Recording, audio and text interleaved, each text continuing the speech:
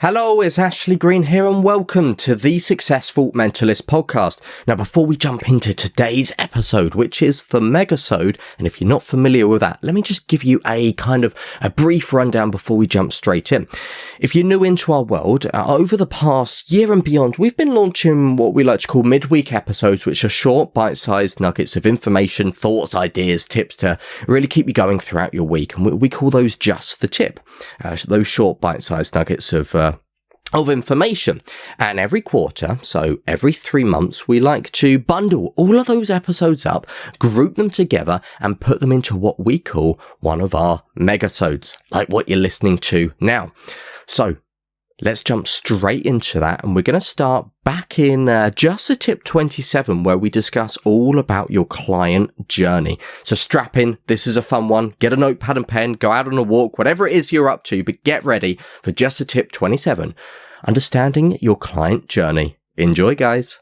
You know, I think there's a problem, Aidan, with a lot of entertainers out there. They just kind of look at their entertainment business and they go, okay, I'm getting leads from somewhere. Better keep up the social media presence. They're going to be coming from there. Maybe I could tweak my website copy.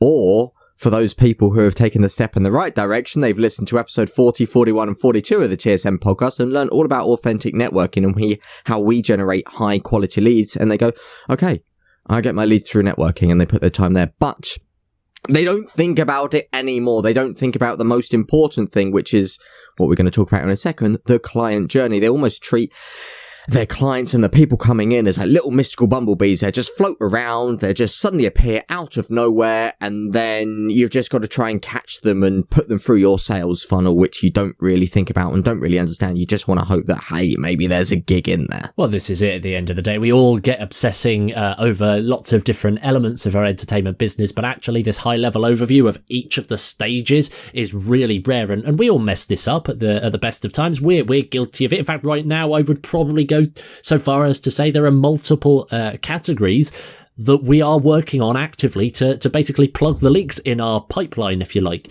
But again, if you're brand new here, this is it's probably a good time to actually introduce ourselves. My name is Aidan O'Sullivan, and the guy talking about mystical magical bumblebees was Mr. Ashley Green. This is the TSM podcast, The Successful Mentalist. Stay tuned and follow for more. Is that what the cool kids say now? I don't know. Anyway, long story short, we have got, in our Learn to Thrive training program, we've got 5 really clear categories to help you with your client journey. And I'll be honest, we think these are the 5 categories. Every person in your network will fall into these 5 categories. So rather than wasting a load of time telling you about everything that's there, we want you to think about this as you're listening to this episode. We're going to tell you the categories, all 5 of them, with a definition of what that category is and what the point actually is. What's it supposed to do? And all of these happen in a linear order. Category 1 into category 2, then 3, then 4, then 5. Really simple, really obvious. So with that said, Ashley, what is category number 1? Well, category number 1 of when we look at our client journey is right at the very beginning. Where do people come from before they turn into clients? So let's start looking at what we call the brand awareness. How do your ideal target clients get to hear about you? Where do they first see you? Is this your social media? Is this you performing at a residency? Is this your website? Or is it merely the fact that you're on Google? When you understand that, then you can start taking action in the right direction and know where to start putting your time. But we need to start looking right at the very beginning. Brand awareness. How do people hear about you? How do they see you? Well, that's exactly it. And then moving swiftly on, once they've got that awareness and they come into your world, if you like, we have this second category, which we call warming prospects, which is quite simply making sure and warming that relationship that you've got. So how do they actually engage and become closer to you as not just an entertainer, but as a person as well? You see, we're all up for saying, get a load of people on your email list and get a load of people on your social media. That's great, and 100% do that. But what's more important than all of this, and in fact, it's probably the foundation of our businesses entirely, is to actually have a connection with these people. So step 2, category number 2, is actually having a process, a clear-cut process on warming each prospect once they're in your overall world, your brand awareness. So with that said, what is number 3 in this category chain thing? Well, yeah, the warming prospects is something which is overlooked because often people go straight up, and this is where they start when they look at client journey. They go straight in for this one, but this is number 3 on the list. You've got brand awareness first, then looking at how to warm your prospects, how they're going to warm to you and get closer to you, and then from there, you start looking at how you're going to generate leads. How are you going to turn these warm prospects, which have got a little bit closer to you, and actually turn them in to potential leads for your ideal target events? What is your process there? How are you going to do that? Exactly, that's a really important step. So to recap so far, brand awareness. Step 1, how do they come into your world? Step number 2, warm prospect. How do they engage and become closer to you? Step number 3 is generating leads. How will you turn those warm prospects into perfect leads, high quality leads, more importantly, than your ideal target events? And this is actually where like Facebook ads and all of this kind of stuff falls short, because you don't have high quality leads coming from there. You have to build that way later in the process. So with that said, step number 4, creating clients. And we say create here because we really mean create, not just generate clients or make clients or find clients. It's not about that. It's about creating a client through the relationship that you're actually building. You could generate a lead and identify an opportunity, but it takes a lot to then convert it, which is how we create our clients. We have to do this. It's almost like I don't want to say it's like a dance because that feels cliched, but it really is. It's a symbiotic thing between you and that lead to actually close down a gig and convert it into a paid booking. And that's category number 4, creating clients. And finally, the last category, one that again is so overlooked.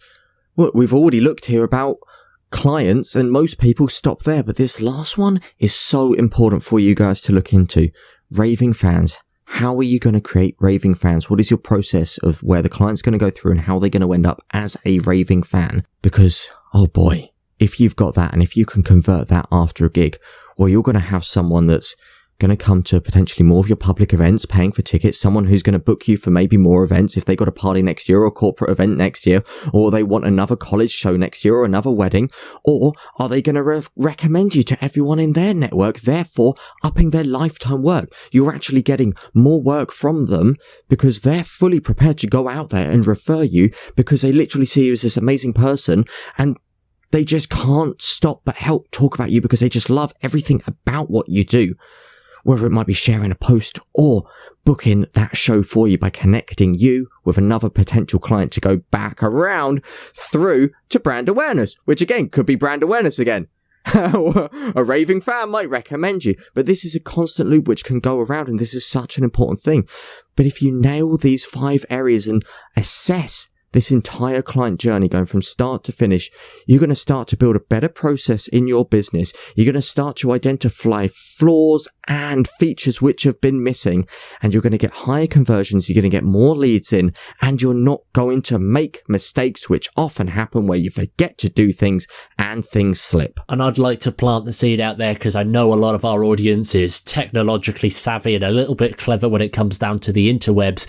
When you have systems in place for each of these little categories, well, you can also automate it. You can do a lot of automation to speed up that entire process and make it really, really simple and almost feel seamless as they transition from brand awareness into a warm prospect, into a lead, into a client, and then into a raving fan. And our aim is to get that raving fans category as soon as we can.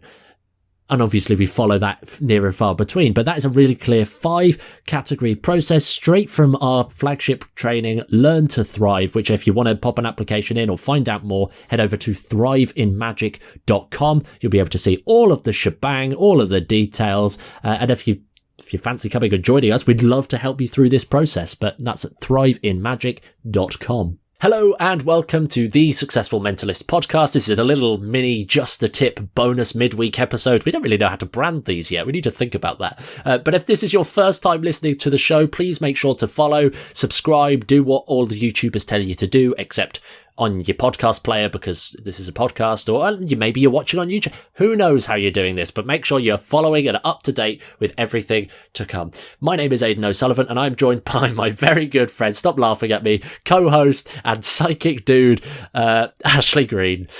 Hello, what a wonderful intro there. The psychic dude, Ashley Green. Every time he tries to go weird, you know what, Aidan? I think I'm going to use that and actually take that into my branding and just rebrand everything as thepsychicdude.com. That's absolutely. It just sounds like you need to go on a surfing holiday like I did a couple of months back. That's quite hilarious.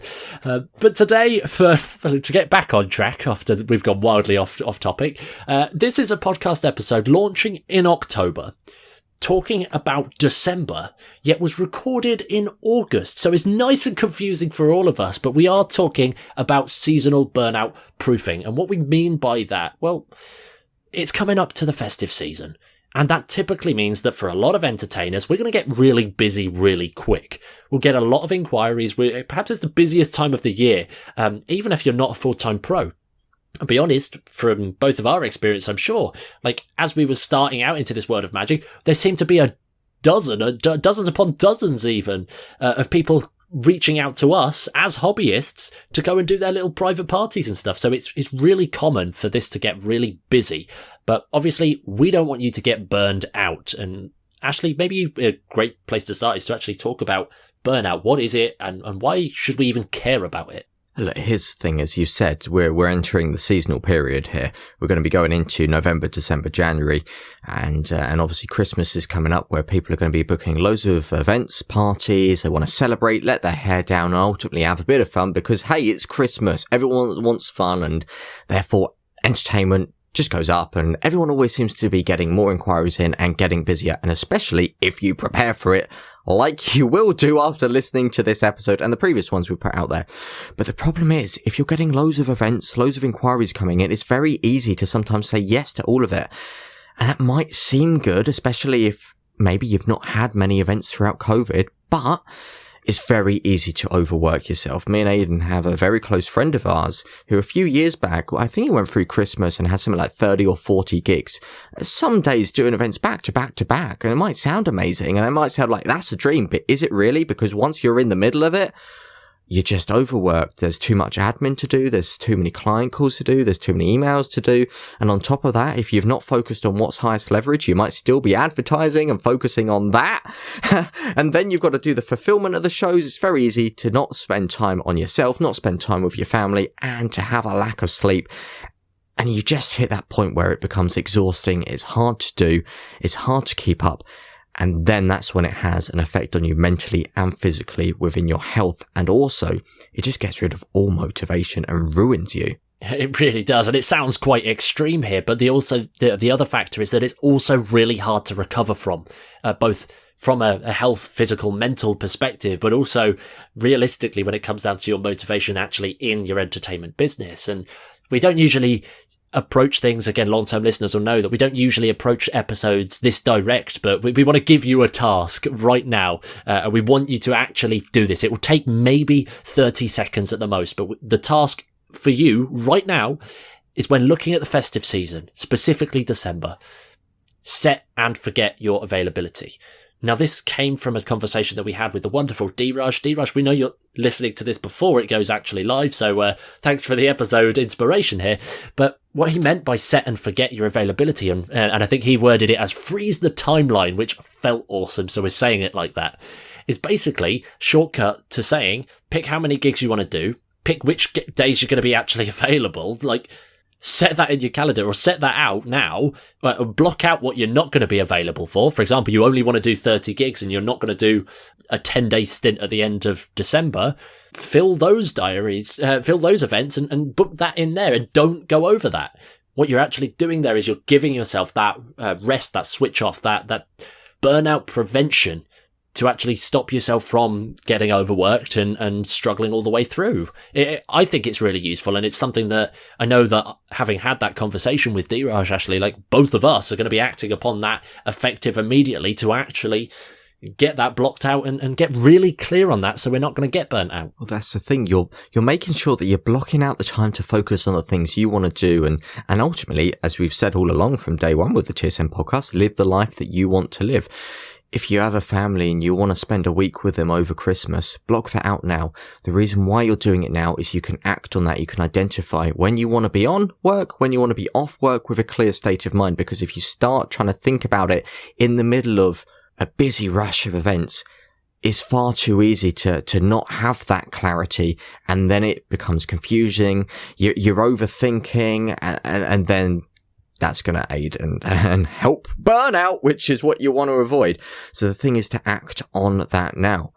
If you can set that, well, you're in for a win. And some people out there might be thinking, oh, but what happens? I'm going to miss out on gigs. Yes, that's the point here, because at the end of the day, you don't want to be doing every gig that comes in. You need to be selective so that you're only doing the gigs that you want to do. Why would you do the gigs in your entertainment career which you don't enjoy? If you've got a family and your main priority is to spend Christmas Day with them, why would you want to be out there on Christmas Day working if you want to spend time with your family? It's not what you want to do within your life. There's something that we actually speak about. I believe it's week 1. I think it's probably even as early as day 2 of our Learn to Thrive course. We actually make sure that you're really clear on your values and what the direction that you're going. The whole first week of Learn to Thrive is designed to set you in motion in the right direction, really, so that you're not having this challenge of guilt, more importantly, of being able to decline like inquiries and stuff that come in. And we've said it before and we'll say it again. What you want to be doing through that seasonal period is focusing on 2 things: fulfillment for that seasonal period. And what we mean by that is quite simply being the best goddamn performer that you can, not doing the admin, not booking the gigs, not filling in last minute inquiries. You want all of that done as best as you possibly can and automated in systems wherever possible, so you can focus on being the best entertainer you can be. And then preparing for the next quarter, preparing for the next few months, because as we debunked in a recent episode, by all means, scroll back and find that, and another excuse to follow and stay updated to all of our future episodes.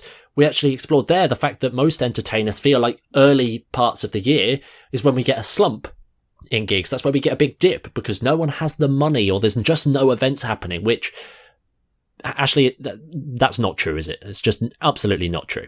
Absolutely not. There's events happening, and if there's not, why not make your own?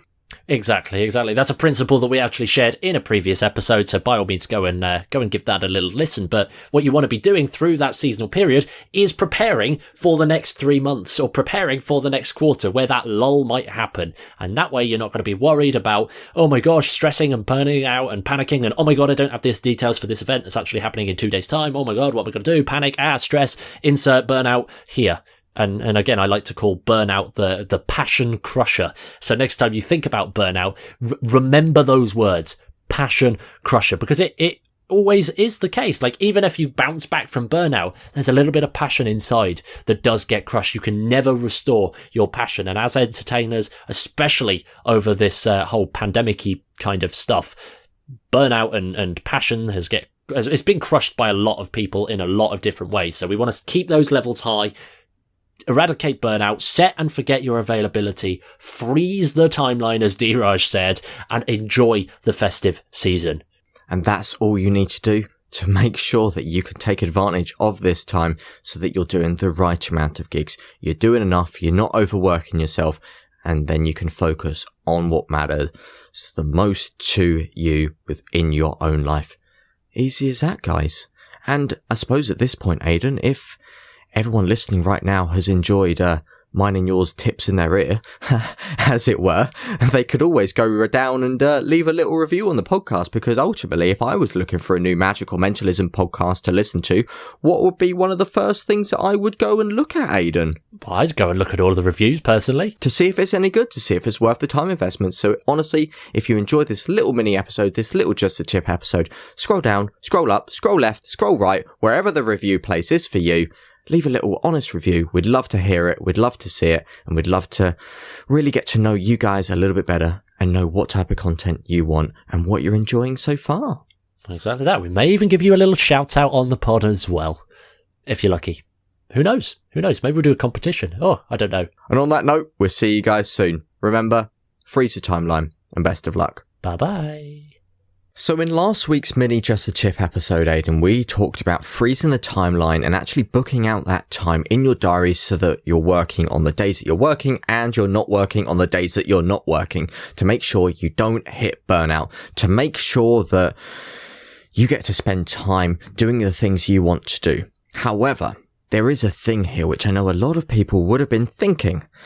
If we freeze the timeline, if we start booking out time in our diaries to make sure that we don't do events on Sundays or don't do events on maybe that week over the festive period, what happens if we get a gig coming where there's a very, very good opportunity? Should we turn it down, or should we start to get prepared to understand whether we know if we're going to take it or not? And that's why, Aidan, in this episode, what are we going to be talking about? We're going to be talking about the wonderful world of trade-offs. Now, for those that aren't familiar with the concept of trade-off, it's understanding and accepting that every decision, every reaction, every behaviour has results. It has consequences. And when you make an informed decision about a behaviour, an action, there are going to be significant consequences as a result of it. So in understanding the difference between like cause and effect, if you like, you can understand what the trade-offs will be. For example, taking a gig on a time that you blocked out and said no. Well, what are the trade-offs there? Is it at a time that you could perhaps manage, or is it going to contribute to burnout, which we definitely don't want? And when you're really clear on that, the decisions based over the action and the consequence, you're going to be much more equipped to almost get your mind out of the way when it comes down to making these decisions, because as humans we are emotional believers. We think emotionally more so than rationally, so when we think or try to justify things to ourselves rationally, it can obviously get looped and warped, and that's why a lot of people say they're going to do things and then don't do it, and it just gets a bit confusing. But what we want to suggest here is actually you prepare your trade-offs right now. And there was a really great exercise that stood out to us in the book Essentialism by Greg McKeown. He actually gave out this really clear exercise on actually determining some criteria that would be that would sort of act as your trade-offs. And you'd set some minimum criteria, some maximum criteria, and follow a process. And every time a new opportunity came in, for example, the absolute dream gig that could potentially be really worthwhile, it comes in and exists outside of your criteria. Well, what are you actually going to do? You filter that through, and we took this out and we turned this into a core part of actually the Learn to Thrive process, product building process. But that is so important to do, and really do this now. Set your decision-making criteria so that when it gets to last-minute inquiries in December, you're not going to panic and try and scoop for every possible gig and ignore all of those timelines and availability that you've frozen set as from last week, if you listened, and really get your head out of the way so that you could just focus on doing the most important stuff. That's it. You start to get that criteria in place. You're starting to think about, okay, well, if a gig does come in and it's outside of my niche, what would make it worthwhile for me doing? If a gig does come in and I'm supposed to be spending a day with family, what would make it worthwhile doing? Chances are, if it's £1 million, one gig for that, you might think, that's worth doing. But if it was just £200, maybe not. But the criteria might not just be money. It might be location. It might be whether it's going to interrupt with family time or not. If you're going to take a gig, one of your criteria must be, okay, well, I mustn't have anything booked in with my family. And the list goes on. This really depends on your value. But what we're starting to do here is we're starting to prep, get ready for it. We write down, bang, bang, bang, bang, bang. If a gig comes in, it must be this, it must be this, it must be this. I must not put myself out like this. So that, like you said, Aidan, you can just filter it through the process and then shebang. You don't need to think about this when you're busy. You don't need to think and stress like, oh, should I do it? Is it worthwhile doing? And have those thoughts going back and forth, because you can literally look down at your list and go, well, based on what I said when I had a clear mind before I got busy in December, I think this one is definitely worthwhile doing, and it's worth accepting some of those trade-offs for. Or you might look at it and go, I get that there's a gig there, but when I look at this, no, it's not really. Well, it comes down to your values as well. And I know that gets thrown around an awful lot in the world of personal development and all of this kind of stuff. Like, know your values, XYZ, but it really is important, because in the example that you gave there, Ashley, £1 million versus £200 for this gig on this one day that you were supposedly spending with your family. Well, if one of your core values, the values that you live your life by, is that of pertaining to family, then it's a no-brainer. even if it's £1 million, you don't take the gig. And I know that sounds bizarre to even be saying that. If somebody offers you £1 million, turn it down. But because you're not breaking your own intrinsic beliefs, you're not going against your own belief system, you're not bending to somebody else's will, you're actually sticking to your own path here. It just makes your life so much easier. And as a result of this, I feel like it's one of those situations that just by following that, you get to live a more sort of accurate and fulfilled lifestyle based on what it is that you want to do. You're not worried about being reactive all the time, and you get to be proactive, which is actually something that we're going to be talking about in next week's Just the Tip. But you get to be proactive and really intentional with your life. And just to throw it out there now, it doesn't just limit to inquiries coming in your entertainment business. It goes so much further. You can look at this in other areas of your business, for example. Are you going to be taking sales calls on those days that you've also got gigs? Are you going to be doing client meetings at the time that you're not working or not performing or anything like that? You can go to that extent, but you can also rip it out and put it into your personal life as well, in understanding, like a really great example that Rian actually spoke about. Rian Doris, he came on the podcast a while back talking about peak performance and productivity. I believe that was episode 52. The only reason I remember that is because of 52 playing cards and all that jazz. It's really sad, but it's stuck. Such a magician. Such a magician. But it's stuck, and I don't care because it was a bloody fantastic episode. But when I first met Rian, it was actually through a course that he'd released, Zero to Dangerous, and one of the components in there is that he understood that the trade-off criteria of drinking alcohol during the week was actually negatively impacting his work and his efficiency, his productivity, his output, and all that stuff through uni. So what he actually did is he set these minimum criteria. He understood that the trade-off was just not worthwhile. So actually, no drinking during the week, or no going out during the week with friends. And by living that as a rule of thumb, he was able to shift and transform and achieve so much more. And this is kind of a call to action again. I know we don't usually do it this direct, but right now, go and set your personal and professional criteria to basically get rid of all of these little decisions, because it's willpower at the end of the day. It saps away your energy and your mental resources, which you need to be a slick entertainer when it comes down to the seasonal period and all year round, to be honest. Exactly. You've hit the nail on the head there with this. You're forward planning to make your business more automatic so that you don't have to work for it. It just happens naturally. You're investing less time into it because all of these simple thoughts, which you might think, oh, well, it's easy to decide whether I need to turn a gig down or not. That's still a thought. That's still an element of consciousness that you've got to put into it. And if you can make this whole process easier to know whether it's like a, yes, I do this, or a no, I definitely don't do that. You just literally look at your spreadsheet or your Word document or your notes or whatever, or whatever's in your head. You just go, well, I know that I'm automatically going to do this. So you don't need to put so much effort. You don't need to put so much thought into it, because we know if you have so many thoughts going into various little things throughout the day, then by the time you come to doing a big task, it's already at the end of the day and you already feel worn out and tired. And that's why people get stuck in the hustle, because they're caught doing all these little things, these little low level priority things like, oh, maybe this thing and this thing and this thing. And then before you know it, those little minute things, which is what we're talking about here, that takes up an entire day because there's a multitude of them. And then you just don't have the time to put into anything else. And this is just a one step into the right direction to save you from that, so that you can free up those elements of time as well. Exactly that. And what we'd love for you to do, if you are enjoying these episodes, as usual, make sure that you're giving them a follow, make sure that you're subscribing and doing what all the cool YouTubers actually say nowadays, but do it with the podcast, because we'd love to have you on board for more episodes. But also, if you'd love to sort of give us a little hand and give us a little nudge and help the podcast grow overall, Ashley, what is the one thing that people can do right now to help us?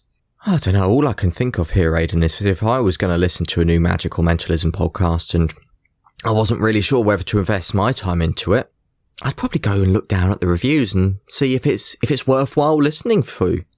Oh, that's given me an idea. Maybe the people listening right now could potentially leave us a review, right? I think that would be wonderful. So wherever you are, whichever player you're on, providing your player allows reviews, go and give us a cheeky little review. I think you could probably do stars and words. We'd love stars and words. The more, the merrier. The better it gets, I insert other words here. Go and give us a review if you're enjoying these episodes. But more importantly, stay tuned for Sunday, where we're going to be releasing another incredible episode of the TSM, The Successful Mentalist podcast. Catch you soon. Now, here's the question. Do you follow up a lead because they haven't inquired or they haven't followed up your follow-up, and then you actually lead and go and try and follow up their follow-ups because they haven't said yes to your quote? Or do you follow up and lead with value? Do you be proactive in the relationship, offering extra support and going above and beyond in your entertainment business? Two very different sides of the coin, yet you'd be surprised at how many people just chase and follow up and do random stuff for the sake of the exercise, more so than actually being valuable. And that's exactly what we're going to be exploring in this wonderful episode of Just the Tip today. Ashley, what are we talking about? Why are we talking about this? Why is this important? Well, far too often, entertainers just try and get out there and do the bare minimum of what they need to do, and they do it without even realizing it. They just think they're doing what they need to do and going above and beyond, when in fact, in quotation marks, they're being lazy or not focusing on the right things which are really going to push the needle. You know, there's two things, and before recording this podcast, we spoke about being reactive and being proactive. Like you mentioned there, are you going to be reactive, like when someone inquires, you just like literally go, okay, brilliant, here's a quote. A few days later, you go, have you made up your mind? And have you made up your mind? And then they get back in contact and be like, oh, yeah, you're too expensive. And you're like, well, okay, I'll just drop my price to this. And it's like that awkward back and forth. Or are you proactively going out there so that you can give them the information to make you seem like a professional and look absolutely amazing? On the other hand as well, rather than waiting for gigs to come in, those leads to come in, are you being proactive and actually getting out there so that you can book more? You can get more clients into your funnel. You can get more leads in through maybe cold calling.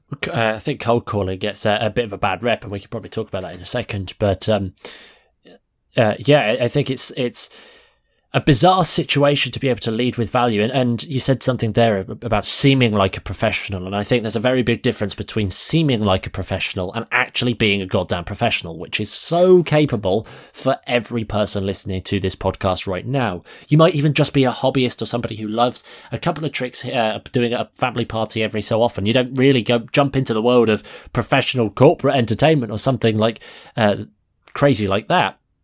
But again, if you can be proactive and position yourself as a professional, regardless of your experience, that will go so much further. And in terms of cold calls, that's usually the one that gets a bad rep, because it's all awkward salesperson, sleazy sales guy trying to flog you something that you don't really want and you've got no need for, but they're trying to make you buy it because that's their job and they've got sales targets. Don't be that guy, first of all. Don't be that guy, ladies and gentlemen. That is pointless. But instead, cold calling can work really effectively, providing you are leading with value. You're being proactive in the relationship that's being had. Now, what does that actually mean? What does that actually look like? Well, let's keep it seasonal, because that's what we're talking about this month, talking about seasonal events. Say, as Christmas is coming up, you want to start blocking in some Christmas parties. Well, you've got two options, really. You can either wait for the inquiries to come in, or you can go and fill up your diary now so that you can take your mind off of all of the admin stuff, get it all done out of the way, and just focus on making a really good set of performances through December and smash into 2022 or whatever year you're listening to this with an absolute bang. It's totally up to you, but that can only come from being proactive, starting right now, leading with some form of value. You phone up and just talking, hey, look, are you doing a Christmas party? Like, you've got two options there. Yes or no. Even a sort of is a yes. And then you can actually lead from there. So actually, maybe it'd be great for you to give some examples here. Like, what do we do if somebody says, no, I'm not doing a Christmas party. Why are you calling? And that's where most people fail, and then you just become the annoying person cold calling, because what do you do in that moment? Most people try and persuade and then try and pitch a service. However, the reason why they're saying no, if we get inside our client's head, they might be saying, no, I'm not arranging a Christmas party because A, we've left it too late. B, we don't have the budget for it. C, John was delegated it and John doesn't know how to do a Christmas party. He hasn't got a clue. So this year we're just not going to have one, or any other reason. So we could be proactive and maybe gives them some advice. If they say no, it's like, oh, brilliant. Well, I tell you what, let me lead this with you so that you can have a look. And if you do get round to having a Christmas party, here's some tips or so. And you might just do that by sending them, like, I don't know, a YouTube video with some like specific details on there, a blog. Or you might have just like a short little PDF with a couple of bullet point tips, something which is actually going to be of service, of value for those people which you're calling. Because if you're calling a company, for example, every company has Christmas parties. And if they say no, there's clearly a deeper problem. And if we can solve that with some information and help out that way, well, first of all, we look like absolute badasses and we're amazing for those people the other end of the phone because we've gone in immediately, helped them with clearly a problem that they've not even said. And secondly, we've now turned that no to a yes without having to be selly or pushy, therefore upping our conversions to get more leads in. Then the next step is obviously selling the show after that. But it's a really, really surefire process, which is super effective. And it doesn't mean that you have to say, oh, you're not having a Christmas party? Well, I tell you what, have you not thought about doing this? I think you should, blah, blah, blah, blah, blah. Please book me. It seems desperate. And actually, when you can do this thing of like preempting what they're going to say, and then it's basic sales at the end of the day, overcoming objections, understanding what their challenges and their problems and their reactions might be, and being able to support that, which at the end of the day, we're magicians, we're mentalists. That's what we're supposed to do. We're supposed to know what our audiences are going to do, how they're going to behave, what's going to happen. Like it's a lot of plots of mentalism actually revolve around that concept in and of itself. And again, when you on a call with somebody, we're just using cold calls as an example here. This isn't an episode about cold calls. It's just it easily illustrates the point of being proactive. And you get on that phone and they say, regardless of what they say, yes or no, you've got something valuable for them, whether that is a YouTube, a blog, or ultimately play to your strengths here. Don't go and write a blog because we've said to, but it doesn't take a lot, like a quick short PDF of 7 tips to make your Christmas party awesome. And in there you plug yourself. That in and of itself could work really, really well for you. But for others, the YouTube, just like Ashley said, play to your strengths. But if you know what people are going to think ahead of time, how they're going to respond, yes, no, especially beautiful when it's binary, is almost like you're really reading their minds. It's almost like you're really prepared for exactly what was coming. And as a result, you can navigate the conversation. You get control of what would be a cold call, and you instantly turn the temperature up to flipping warm. It's so easy, so effective. And whenever you see that in marketing anywhere, if you look into the world of digital marketing and you think that's cold traffic or cold leads or XYZ, find a way to warm them up before they actually do anything. It's a beautiful opportunity. And just simply by looking at what are the decisions, what is the position that they're in, what is the binary that I can help them with straight out, and then creating that value up front, it's going to go so much further and actually help you in this journey of being proactive. 100%. And what we touched on here at the beginning with actually following up people after a quote. I remember a few weeks back, Aidan, when we was actually looking into our Learn to Thrive course with a few of our students, who was actually talking about kind of the follow-up process to follow up and not be like, have you made up your mind yet? What are your thoughts? But actually going in and saying, hey, by the way, just suddenly thought of this. Here's a blog I wrote, which is 7 tips for the perfect wedding day. Thought you might find it handy. You've gone straight in. It's like you've just messaged them. You're now on their mind again. They've got that to look through. First of all, you're super handy. You now are that professional because you know your stuff. They can see that you know that stuff. And secondly, without saying it, it's kind of like that hidden saying, because as soon as they open that message and see your message, they're going to think, oh gosh, Ashley's quote. Oh gosh, Aidan's quote. Oh my gosh, Bob's quote. Oh yeah, let me have a look around that. Oh, let me get back to them about that. And it's like you've chased them up without being pushy as well. Another little win. Exactly that. And if you can spend the time, get rid of all the crap that you don't want, really streamline what it is that you're doing and get so effective at what you're doing through systems or any other approach that you like to make sure that you're on top of everything, then you get the beauty of being proactive. It's a gift to you because you're not bogged down by all of the grind and the hustle that as entertainers we're so good at filling our diaries with. Instead, we get to focus on delivering value, being the best that we possibly can be in our our mindset, our business, our performance, and our health. And overall, our quality of life is going to skyrocket. And it's really as simple as that. Streamline and get proactive today. Easy peasy. And Aidan, if anyone wants any help with this, is there a place where they can go so that they don't have to put ages and ages and ages developing this process by themselves, where they can actually condense it right down and get thriving and hustle through really in a short space of time, like 7 weeks?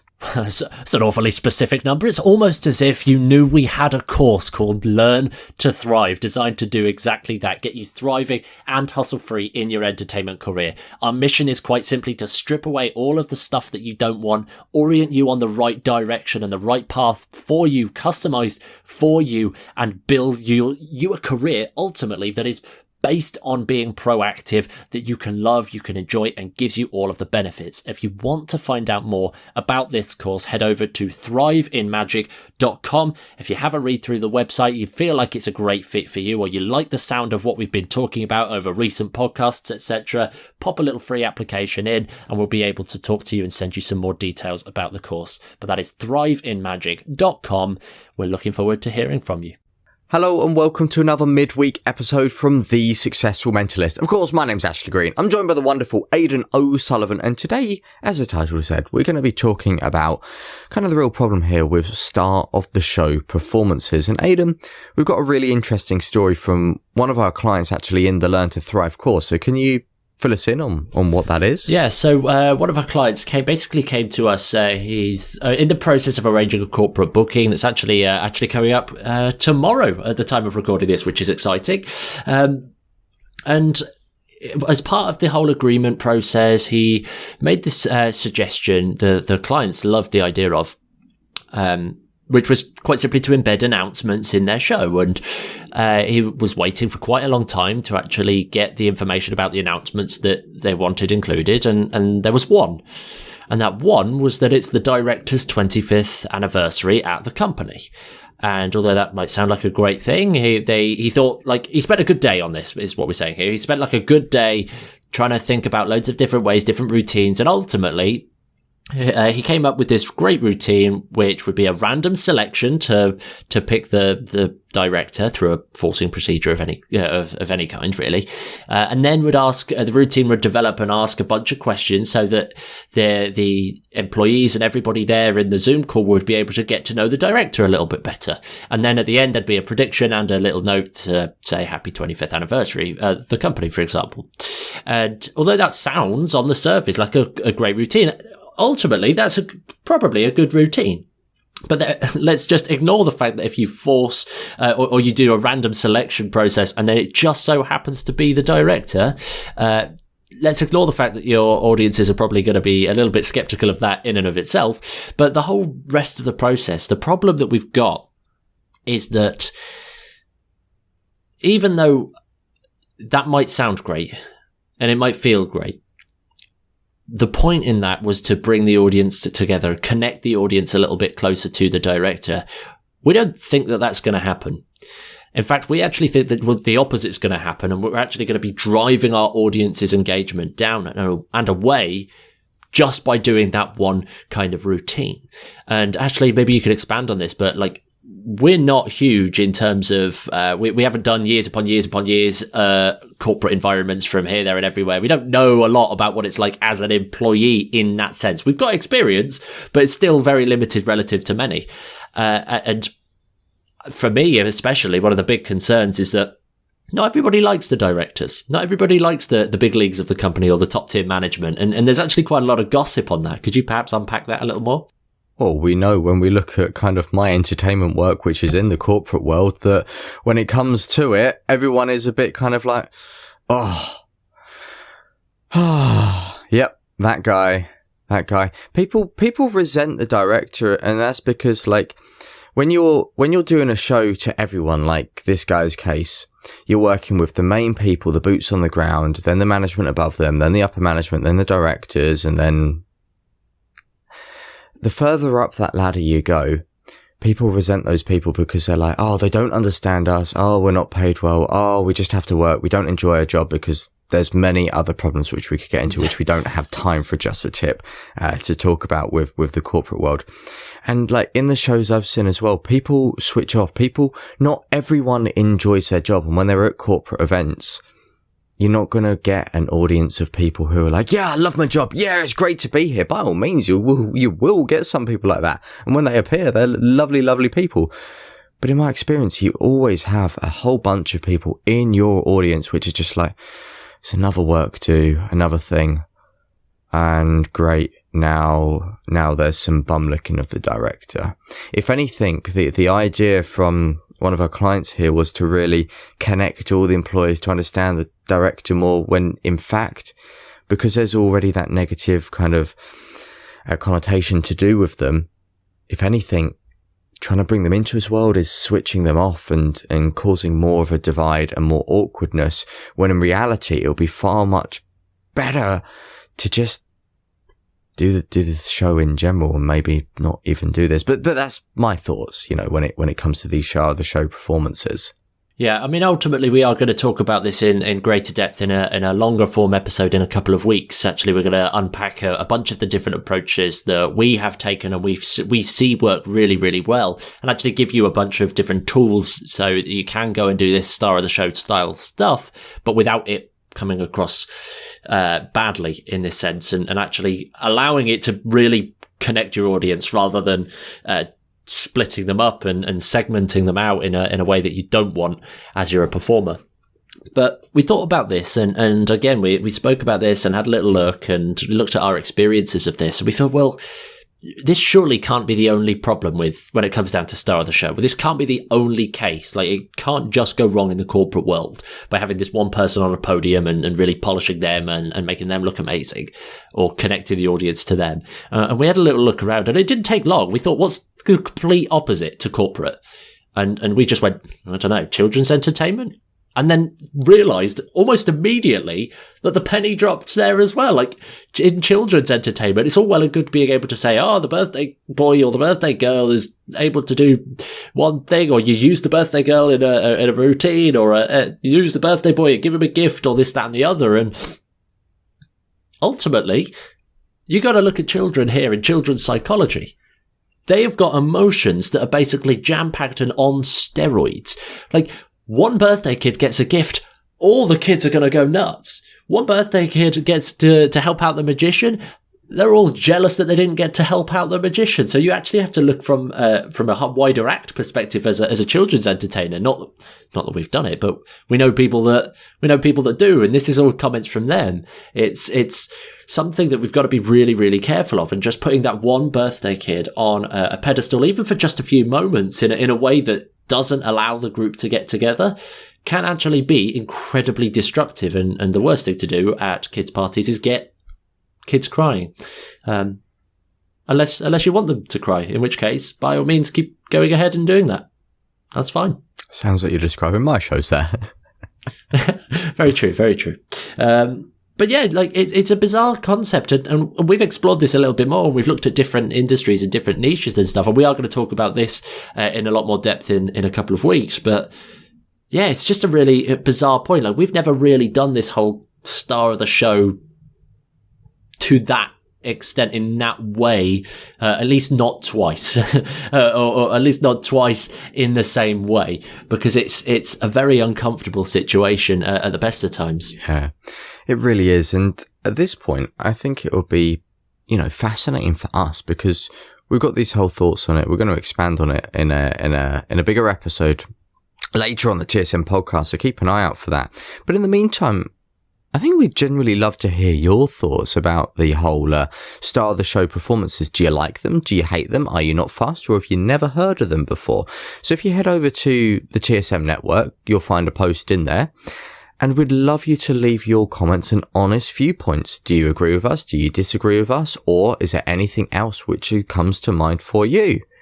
Go over there, leave a comment. We'd honestly love to hear your thoughts. And if you're not already a member of our fantastic closely knit network of magicians and mentalists and entertainers from all around the world, then head over to thesuccessfulmentalist.com/community. You can sign up for free today and join in on all of these wonderful conversations. Exactly that. And this is the key. We want to hear your experiences, because at the end of the day, we're operating from a very limited field here, and we only get to well, I mean, I say we only get to talk to our clients, we get to talk to you guys as well. This is the whole point in that community, is allowing us to actually push new grounds and actually widen our knowledge across the world. You might be having a fantastic career in the corporate world doing what we've just described as us polishing, or whatever the heck we used to describe it. You might be doing that, in which case, come and tell us that we're doing it wrong. Come and share this information. And who knows, we may even get your comments featured actually on the main podcast in a couple of weeks' time.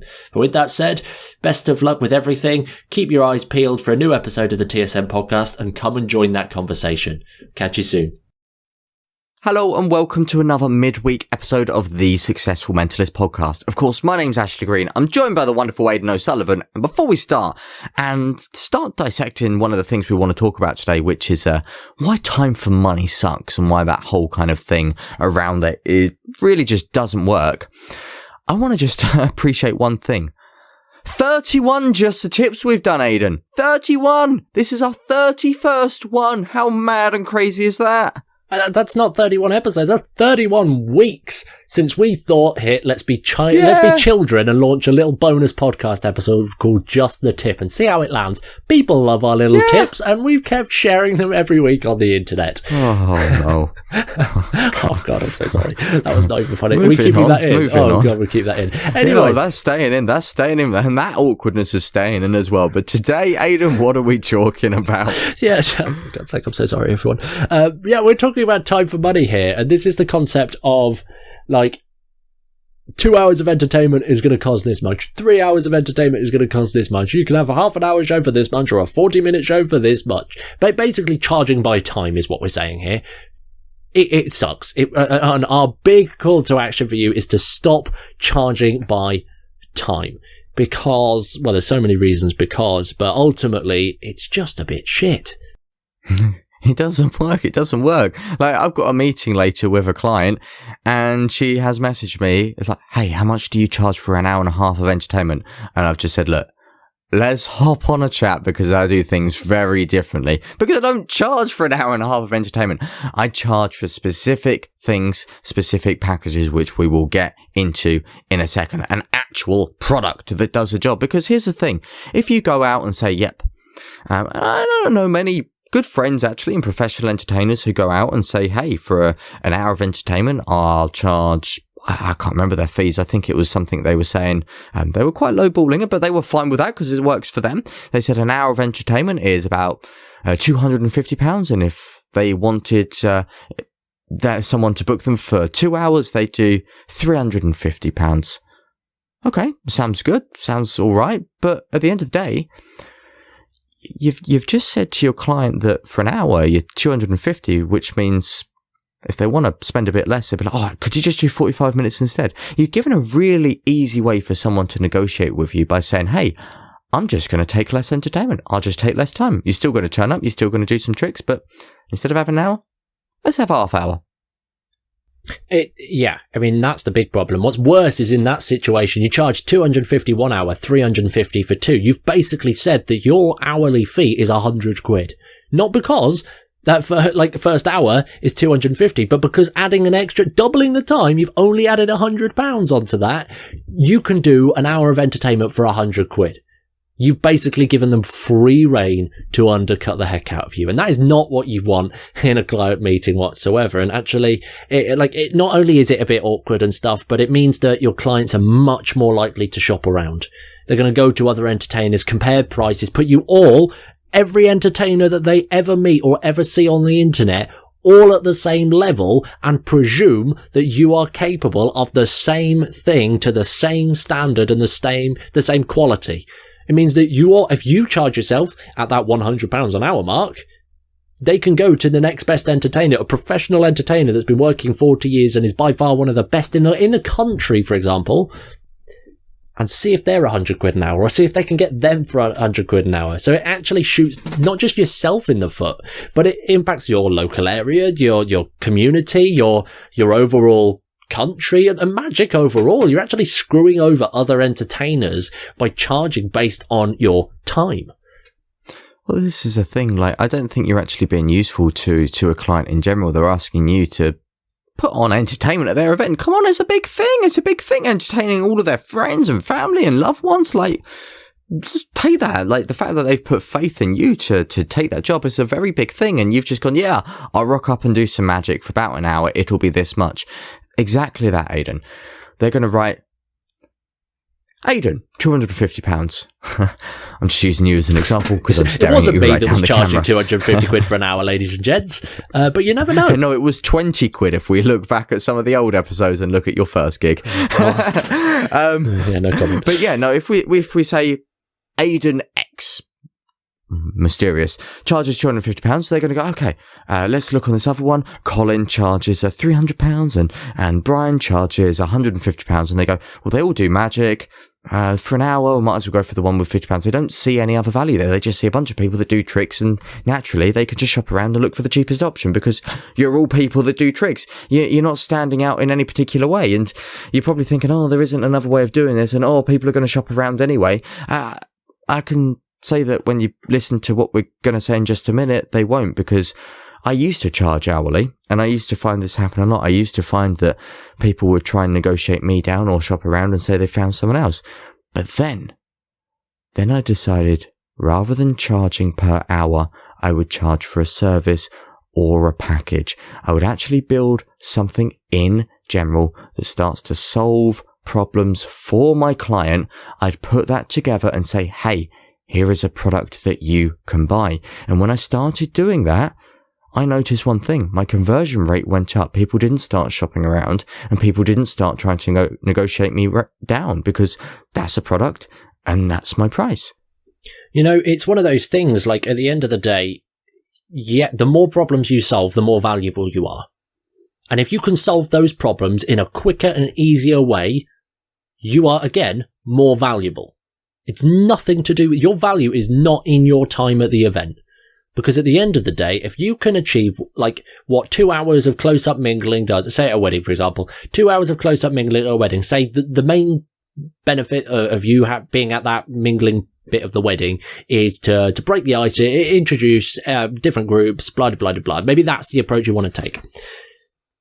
Well, if literally a 20-minute stand-up show for everybody would do the exact same thing, or maybe even do that better, have you just served your clients better?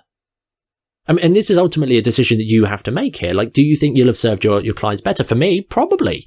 Because what you've actually done is you've freed up their time and their running and their day and made it so much better, so much quicker.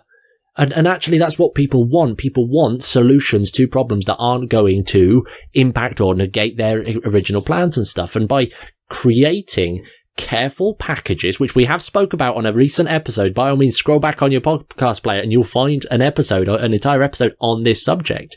But if you start building and combining packages that solve more problems, that don't equate to just more time involvement, you will be more valuable. You can up your fee. You can actually get more people convert. And actually, you mentioned there that people probably won't shop around. Now, truth be told, I've pitched some of my packages, like these bespoke style packages, to clients, and they have shopped around. But they've always come back and said, yeah, it feels a bit like other entertainers are all a bit samey. Because other entertainers just aren't doing this, because, no prize for guessing why, they're charging time for money. They're basically charging tricks per hour ratio. Like, that's their way of thinking, instead of like, look, I can do X, Y, Z for you. Your event needs X, Y, Z. Well, I can do that. Here is how. Yeah.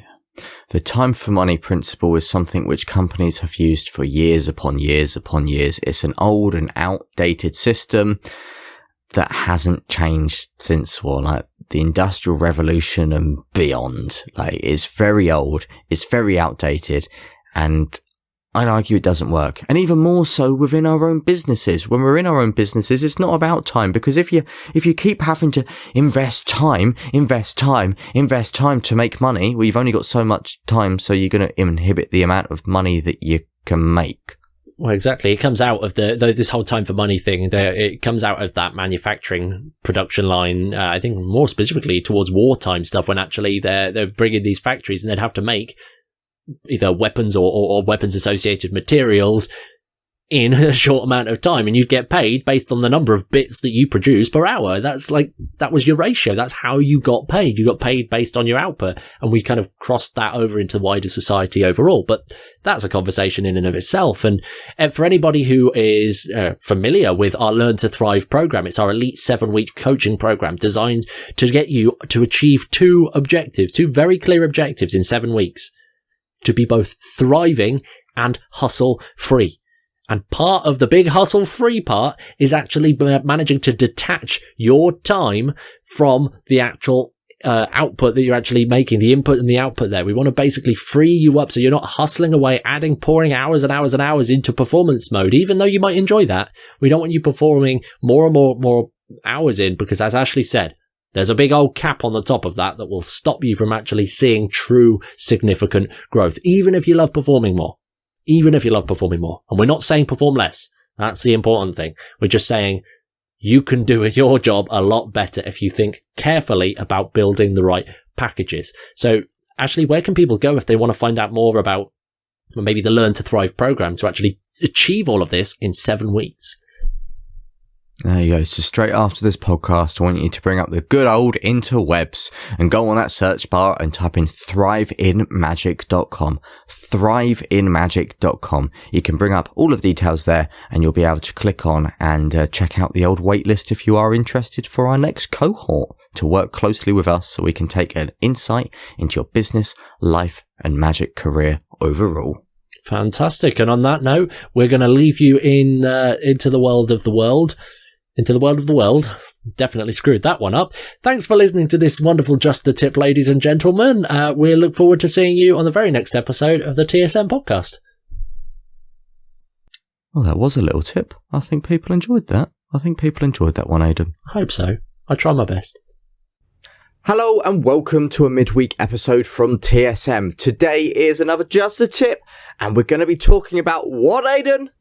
We are talking about the wonderful world of niche, picking your niche, why niching is actually important. We hear about it loads from all these marketing things, like you need to find your niche and pick your niche and niche down and all that kind of stuff. But to be honest, there's two reasons that kind of doesn't really work. First of all, we get taught how to niche really badly, and as a result, it just doesn't work, and then we just think that niching is pointless. And then we've also got this other concept of people try and niche down the wrong way. So hopefully we're going to get rid of that in this episode, because it is genuinely fundamental. Now, Ashley, what do we actually mean by niching, niche down, niche? What is the concept of a niche, in case people haven't already heard of it? Well, quite simply, it is literally finding your focus area. Where would you like to perform? For example, in the context of us as entertainers, magicians, mentalists, all of that, it's like, hey, maybe I just want to perform at these certain types of weddings, and it really is that, as opposed to the usual type of entertainers out there who are, hey, I'll perform at parties, bar mitzvahs, funerals, weddings, corporate events, stag do's, hen pies, I'll do college tours, I'll do stage shows, and I'll also do psychic readings. Literally niching down, finding your niche is saying, hey, I see all of these opportunities out there, but I literally just want to focus on this one specific area and really become an expert and the best entertainer in that area. Quite simply, that.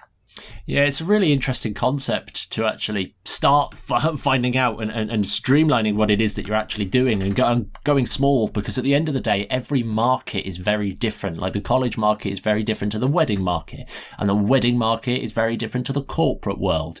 And the corporate world is, again, very different to public shows, like public stage events and all that kind of stuff. And like everywhere you go, it's going to be different, and it's going to require not just a complete marketing change, but there's so many nuances that you have to learn and implement. For example, like the language that you use in the wedding world and the approach that you take, it's going to be very different to the language and the style of, let's just say, copy on a website, for example, a very different style to that of a corporate page or that to a private event, because the event and the nature is actually different. And there's kind of two elements to a niche, and we'll come to this in a little while. There's a question that we like to ask called the one show prophecy, but which is really important. But just to make it sort of clear, I heard a great marketer talking about the concept of niche the other day, and he gave the analogy of like a fishing net.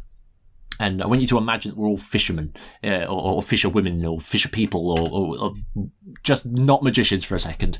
And it gave this great concept that we have a net and we can throw that out into the ocean and use that to catch fish. Obviously, in our case, the net is just our work, time, energy, resources, and the fish are just the opportunities and like the gigs, if you like.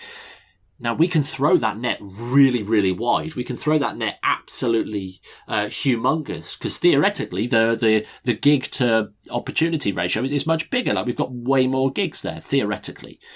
But what happens to the size of the holes in the net when you throw a really big net and you stretch that net out?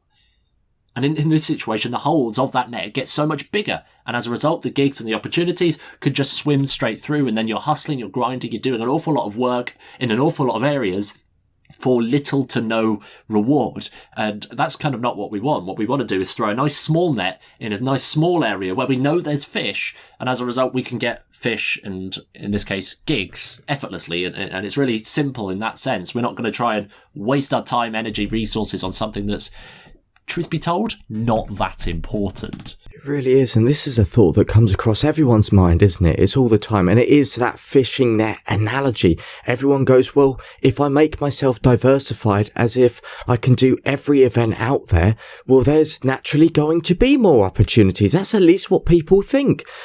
They're going to be like, well, more people will come to me. I'll be able to do those events. I'll be able to market myself to all of these places and I'll be able to get more. Theoretically, that's a logical point in people's minds, but you've hit the nail on the head.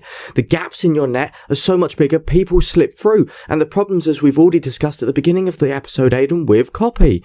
Your website is just becoming a bit bland. People are going to land on it and go, oh, they just kind of do everything, as opposed to landing on, for example, your website, Aidan, and people going, well, this guy is an expert in weddings. Like, clearly he is the guy. He is the one. If someone's looking for a wedding, they're more likely to go for you because you are an expert in that niche.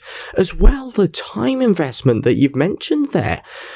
So many people say, yeah, I'll be able to do more. But if you've got to market yourself for weddings, corporates, funerals, bar mitzvahs, the list goes on and on and on, your time is your most valuable asset and you've only got so much of it. And now you're splitting it between these 5, 6, 7, 8, 9, 10, 20 different markets. It means that your marketing is going to be less effective. So actually, the thought process of spreading yourself out there, Aidan, as we've explored with that fishing net kind of analogy, in your head you think like you're getting more, but you're spreading yourself so thin you just don't get anything in. And this is a real problem with our industry. Everyone out there is doing that. Everyone out there is trying to catch as many fish as possible, but they're letting so much slip through, and it's a real big problem. At the end of the day, it comes down to that focus from us. Like, what do we actually want to be doing? And if we want to be doing 101 different types of events, or we're up for 101 different type of events, it means that we've got to go ahead and do 101 different type of events worth of process, whether that's, and marketing is just one very small example of the much bigger picture. Like, it becomes very difficult to actually focus on what you want to do. And there's two elements, we hinted at it earlier, but there's two elements to a really great niche, and that's actually who your client, your ideal target client is, and also what it is that you do. Like, if one of them is really specific, the other can get away with being a little bit more broad. But we have this question called the one show prophecy question, and we've been coaching it for years. It's genuinely profound, and it quite simply reads like this. And I want you to think about this as we're actually saying it right now, because there's probably going to be some answers that pop to mind. And if there are, jot them down, write them down, because these are the people that are going to move you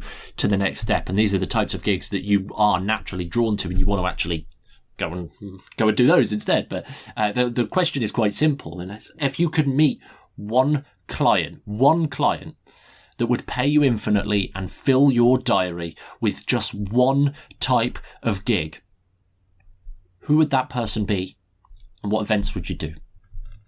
And there's a lot of psychology going in there, and we won't dissect the whole thing right now, but the point here being is, like, who is that one client, and get really clear on that person, not just, they're a couple getting married. Because A, that's two people, that's not one client, that's two people. And B, it's still way too broad. It's still very big picture, but what you want to do is you want to get really specific on who you help and who you're actually performing for and serving in this situation, and also really clear on how you're doing that, what it is that you're actually doing. Because if you want to go and do stage and you're hustling away close up at weddings, and actually your one client is like a CEO of some business somewhere that does, and you want to go and do stage, it's like one of these opportunities is much more simple to actually chase and go after. And that's kind of what the one show prophecy does. So one more time, just for good measure, if you could meet one client that would pay you infinitely and fill your diary with one type of gig, who would that person be, and what events would you do? Great question, and I'm sure it will get some of you thinking. And, I think this would be a great opportunity, Aidan, to maybe delve into the minds of all of our listeners here. If maybe we whack up a little post over in the TSM network and they can answer below over there, share your thoughts, share your ideas, and it will give you an insight into how other people are thinking, and also, well, you'll be able to share what you want to do, what you want to focus on, and who you want to focus on serving. Join us, join our world, come over into the TSM network, share that. We'll be able to share a link of a post in there. But if you're not already a member in our community, well, Aidan, how can they join our world? How can they join in with all of these wonderful discussions with all of the other magicians and mentalists? Well, all you need to do is head over to thesuccessfulmentalist.com/community. You'll be able to pop your name and email address in there, and we'll send you all the details to sign up and join the community. It's totally free, totally fun, and totally fantastic. Totally rad. There you are. Well, that's been another awesome Just a Tip episode. As always, my name's Ashley. That's been Aidan. And remember, hop over, say hi, have a chat, and we'll see you guys soon. Hello and welcome back for another episode of the Successful Mentalist podcast. My name is Aidan O'Sullivan, and that over there, where I'm pointing around, and then I've realised that actually the listeners, again, still can't. And we've been doing this for literally since we started. I'll have to chip in. It's Ashley Green. I'm here in your ear. That was weird. Today we're actually in this little Just a Tip episode, we're talking about the problem with cold outreach. Now, we know that as entertainers, a lot of what we do, it relies on this whole word of mouth kind of stuff. That seems to work really, really well for all entertainers. However, there's a bit of that that doesn't get factored in, and that's actually starting the word of mouth chain in the first place and doing a lot of this cold outreach, actually having to go and contact somebody that you've never met before, or maybe it's like the owner of a venue, or maybe there's I don't know, there's like somebody that you would like to connect with but you've genuinely never met, and as a result you have to go in completely cold. And most people, especially the people inside Learn to Thrive, they started asking this same question just in different forms, and that's quite simply why is cold outreach so hard? So Ashley, why is cold outreach so hard? Well, it's hard, I think, because most people do it wrong. Let's give an example of one of our students in Learn to Thrive. They were going away constantly, like, Aidan, I remember when I showed you what they were doing. They had a whole spreadsheet of literally all the different events companies, event planners in their area. Fantastic. And they went, right, I go through every day and I message them and I phone them and I email them, but I don't get any results from them. Okay. This is a big issue. Like, they were going in cold and it wasn't going away. It was literally the fact. It's hard. Cold outreach is hard. It was that question. Why was it hard though? Because they were going about it all wrong. They was going straight in and phoning these people or messaging these people on email or LinkedIn or text or whatever and saying, hey, I'm the local magician. Do you want to team up? Do you want to literally do a magic show with me? Can people book me? Blah, blah, blah, blah. They were going from 0 to 100 so quick. And as a byproduct, the people who they were messaging were literally just turned off. It was like, hey, I don't even know you. I have no idea who you are. You've just entered my world, and now you're saying you want me to refer you to all my good clients. Now you're saying you want me to book you for these events that I do. No, thank you. Goodbye. That's the problem with cold outreach, and it can be solved quite simply by just being more friendly and being more personable. And when you can do that, you get more results. Let's dive into that.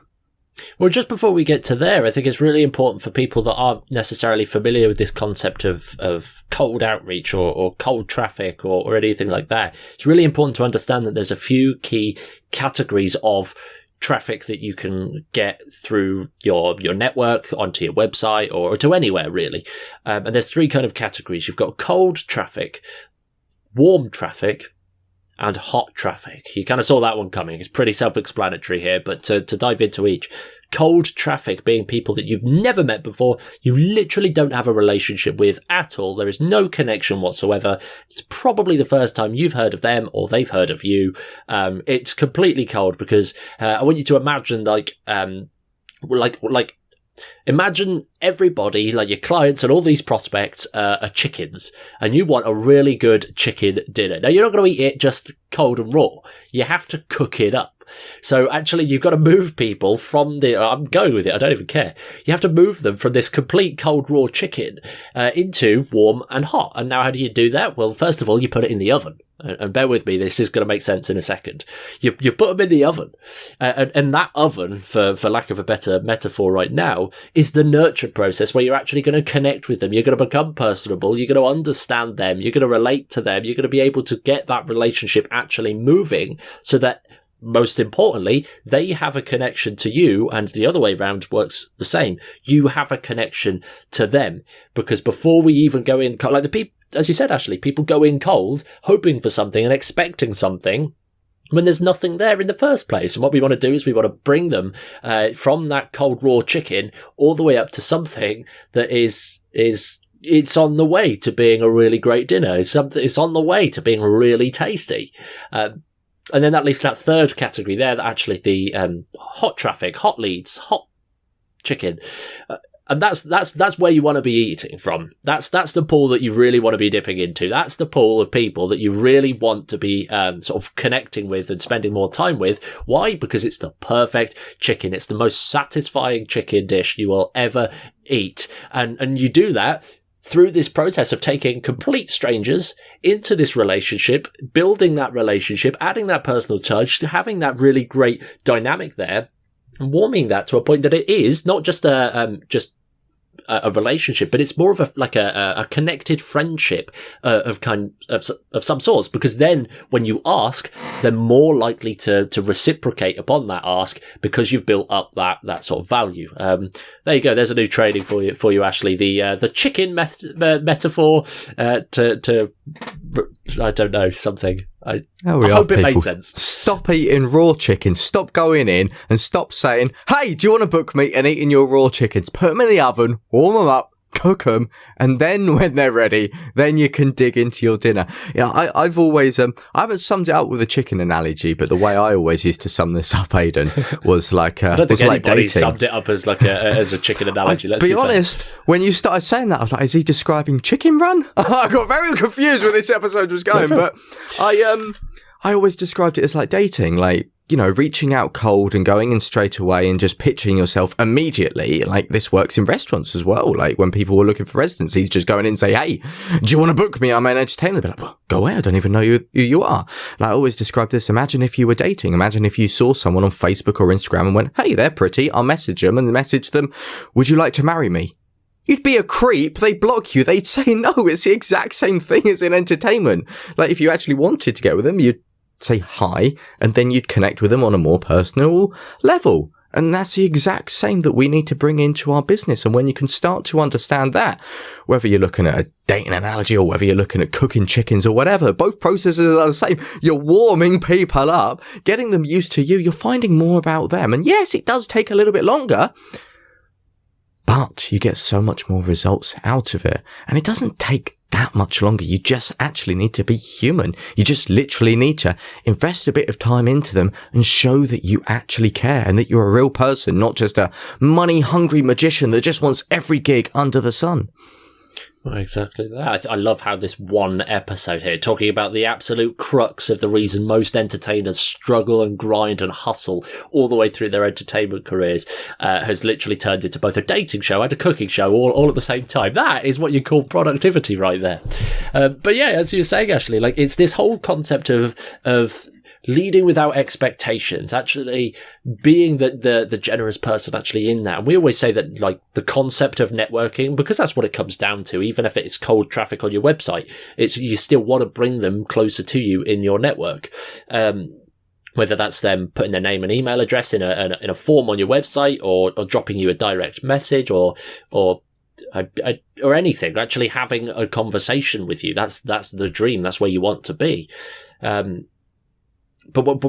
I can't remember the point I was going to make there, but it's important that we're bringing people closer, leading with that generosity, and actually being able to go in without expectations. Like, yes, they might be having a conversation with you, but you shouldn't expect a gig out of that. You shouldn't be like, oh, yep, great, now is the time to go and get a gig, or now is the time to go. Because, again, what you want to do is, a really great measure of this is just relationship quality, RQ. And quite literally, for everyone in your networking relationships, just look, where would you rate them on a scale of 1 to 5? 1 being terrible relationship, needs a lot of work, and 5 being so good, friends outside of a professional setting. Where would you rate this person? And if it's anything below like a 4, you want to spend more time actually warming them up, popping them in the oven, so that you can then ask the question, and you'll be more likely to actually receive a result. But yeah, networking, it's a long-term strategy with short-term benefits. I feel like we need to tweet that or something. That's a really pithy thing to put on Twitter, but there you go. Keep that quote, and then keep the quote with a chicken analogy as well. But no, just to drum this in before we finish, like the way I go around this when I'm looking at outreaching to people cold, I'm not saying, do you want to book me? When I outreach to suppliers, photographers, and all these people in that industry, I message them. For example, photographer, I just say, hey, great photos, but only if I genuinely care and I think they've taken a great photo. That's my opening pitch. They're now going to get all of the spam from other suppliers, like, do you want to work with me? Do you want to work with me? And then finally a nice guy saying, great photo. They respond. And then I have a back and forth chat about them, finding out about them. Bang, I'm in, and I'm warming up that friendship, warming up that client. And I'll give a real world example that happened the other day, Aidan. Someone that I'm looking to get a residency from. I didn't ask them about a residency. I knew I wanted a residency there. I just connected on that level. We went out for some drinks. They came in to a little other place where I was also performing as well. And they're like, oh, hey, Ashley, how you doing? You should pop down to the pub afterwards with us. Couldn't for obvious reasons, but I'm now in more of that friendship zone so that I can literally say, hey, do you want to book me? Like, boom, done. And I don't need to seem like that desperate guy. Like, I've taken the time to care about them. And it means that your efforts are so much more successful, and you also get good communication and a nice bit of fun out of it. Like, we enjoy this stuff. It's good fun. We genuinely enjoy it. 100%. And if anybody wants to come and actually learn the full processes behind all of this, to actually make sure that this is completely solid, you can head over and join us inside of Learn to Thrive. That's our elite 7-week coaching program, designed to get you thriving and hustle free in your entertainment career, and to find out if you're a great fit. Takes literally a couple of minutes at the most. Head over to thriveinmagic.com, and all of the info about the program will be there. We'd love to actually help you get this dialed in. But to summarize today, clients are like chickens. You have to warm them up before you eat them. Don't date strangers on the internet. Is that the point we're making? Let's say that. Yep. Don't date strangers. Stop marrying strangers. Stop marrying strangers, and stop eating raw chicken. Yeah, there you go. Thanks, everybody. Wonderful. We'll see you soon. See you soon, and good luck with your chicken. Hello and welcome to another midweek episode from The Successful Mentalist. Of course, it's another Just a Tip episode today. My name's Ashley Green, and I'm also joined with a man in the white shirt and blue cardigan. That is... Aidan! Woo! O'Sullivan. Just, for consistency, had to fill in your surname, as always. I thought I was going to go like a full, like, Madonna, Rihanna, Aidan. Yeah, it doesn't ring, does it? That sounds awful when you put them together. Anyway, let's move on. Let's move on quickly, please. What are we talking about, Ashley? Yeah, we sure will. Well, today's another Just a Tip episode. Little short, little bite-sized nugget midweek to get you thinking. And we had a lot of magicians and mentalists, entertainers asking us, boys, how do you get gigs as an entertainer? How do you actually get the work in? Like, what do you do? Market yourself? Was it social media? Blah, blah, blah, blah, blah. The list goes on. They're like, how do you actually make this stuff work and get paid to do what you love and book these shows? And the truth is, it can be really simple. And those long-term listeners to our podcast and who are in our network and who have seen like the other resources we've been sharing will know that our favorite strategy is literally authentic networking. One, because it's fun. We actually enjoy talking to people and having a good time. 2, it doesn't cost any money to do. And 3, it actually works and you actually connect with people on a deeper level. You don't have to deal with constant cold traffic all the time. Like, you've got people that know you well, you know them well, and it's, like I say, it's just something which we're really passionate about because we actually just enjoy it. And that's why in this episode we thought we'd actually flip this around and share our top 3 resources for everything to do with networking. Now, before we get into those, it's really important to see that there's when it comes down to marketing and landing gigs and all of that stuff, there's a spectrum, right? And on one end, we've got the organic approach, which is we'll post stuff out into social media, we'll share content online, and people will find us naturally over time. And yes, that works. It's great, it works. But the problem with that is that it's very slow. It can take quite a long time, sometimes even years, to get any real momentum actually out of that. On the other side of the spectrum, we've actually got the paid ads route. People think, well, the complete opposite, then I want to be quick. Is to go and throw paid ads out there, which work. Again, another strategy that works really effectively. However, the problem with that is that gets expensive, especially if you don't know what you're doing, especially if you're just getting started on that front. You basically end up throwing money down the drain just because you're not doing it the right way, X, Y, Z. And so there's kind of these two ends of the spectrum here that neither are really fantastic. We've got organic, which is completely free to do, especially if you're at early stage of your business, but really goddamn slow.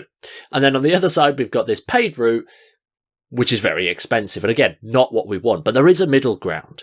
And that middle ground is quite simply the networking approach, because it's fast. So we steal from the paid ads approach. It's fast and it's also free. So free and fast, that's definitely the way I want to run my business. That's definitely the way I want to actually grow, both personally and professionally. Free and fast, that is the way forward. So networking really is that pillar in the middle. And our first resource is a book. I've got it right here. It's absolute goldmine. It's Never Eat Alone by Keith Ferrazzi. Now, we've studied a lot of Keith's work, and his work has pretty much informed the majority of our mindset around networking, because the man is an absolute genius. People call him the modern day Dale Carnegie and the godfather of networking. And genuinely, this is a fantastic book in and of itself, with the concept of, you guessed it, never eating alone, actually being able to find people and connect with people and fill what might be your empty time with people time and serving and helping others. It goes a lot more in depth than that, but that's genuinely an absolute fantastic book. 100%. When we first found out about Keith, we just literally stalked him everywhere, followed all of his work, because it changed the way that we actually dealt with our own businesses and our also personal life as well. The guy's an absolute genius, and honestly, if you spend 5 minutes just diving into his world and reading anything he's put out there, or even just the first few pages of Never Eat Alone, it will change the way you do business and change, I would say, your personal life as well, with how you actually deal with those relationships you have personally. Really, really fantastic read. It will change everything. That's all I'm trying to say, Aidan. It will literally change everything. Now, we do have a second resource, and this one, again, is another book for all you lovely bookworms out there. And this one really affected a lot of stuff of what we was teaching in a few elements of Learn to Thrive, of how to be a little bit more selective, how to be a little bit more, as you would say, essential, because the book title of this book, Aidan, is Essentialism. This is an absolute fantastic book by Greg McKeown. Butchered the name there. Just type Essentialism book anywhere on the interwebs and it will pop up. And it's by a dude named Greg. Now, Essentialism, it's this whole concept of, rather than doing everything, let's do what is essential. What is essential? What is absolutely fundamentally essential to you right now? At the time of recording this, I'm actually going through. There's a 21-day essentialism challenge over on Greg's website that I'm actually in the middle of right now, and there was one little picture on there that I set as my background. It's not a wallpaper or anything, but I set it as my background on my desktop, and there's just a big question, what's the most important thing I need to do today? And just having that essential practice has been really useful to actually working out what the heck I'm supposed to be doing each day, but it's a mindset and it's a belief shift. And how does that relate to networking? Well, what is essential to our world as entertainers? Like, we're always marketing, we're always doing lots of different stuff, but if the most essential thing and the easiest thing to get us into bookings is to work with the people that respect us and to work with the people that will help us actually achieve our world, like, it becomes really straightforward. Like, what is essential for this person? How can we help them? And also, like, what do we actually need to do? It's hard to get really specific over why this is important, but it is such a big mindset shift. Rather than trying to do everything, we're actually doing the right stuff. It's one of those ways which you can really get hassle-free by optimizing this. Rather than doing absolutely everything, you're focusing on the most important, highest leverage tasks out there. And you're really identifying that, because there's so many things we can do within our business, isn't there? But ultimately, if you start stripping it back, as you say, as your phone wallpaper now says, what's the one thing I need to do today? It really gets you thinking, okay, what is the most important thing? Oh, maybe it wouldn't be this, maybe it wouldn't be this, maybe it wouldn't be this. Okay, I should probably focus on this. And it stops you getting distracted, it stops you getting bogged down with everything, and you can just keep that forward trajectory absolutely going to go in the right direction without investing millions and millions of hours on top. And I would also argue, if you're not busy as well, being a little bit more essential makes you more aware of the things that you need to start doing within your day, rather than being put off and going, hey, there's so much to do, where do I start? I have no idea. If you're essential and you know what you need to do, you're like, okay, well, I've got this one task. Okay, I've got these two tasks. Let's get these done. So it really helps with that clarity as well. 100%. And it's this consistent growth, isn't it? It's this whole concept of it's a mindset, and by being really selective and really careful over what is essential, it's going to tell you what to do and what not to do, who to talk to and who not to talk to, and that is profound in this whole concept of networking. It's not a networking book, but the mindset will change the game for networking, pretty much for good. 100%. And that brings us on to one of the last things we want to share. We mentioned over the past forever, literally forever, guys, we've been talking about networking and our approach to getting gigs for quite a while. So, Aidan, what have we decided to do?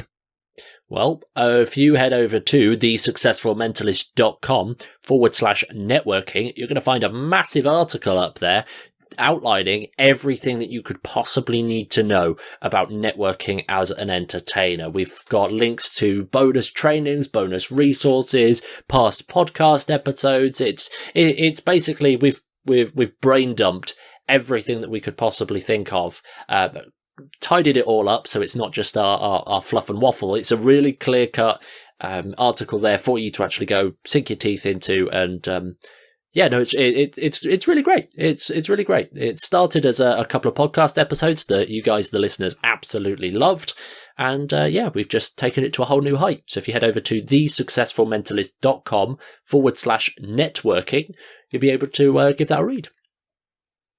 And it's totally free as well. Look at that. Say that we don't care. I dare you. I dare you. With all the free stuff putting out there, we absolutely love you guys, because, I know that you're going to benefit from this so much. So definitely give that a little check out. Give it a little read and let us know what you think. And that, again, is thesuccessfulmentalist.com/networking.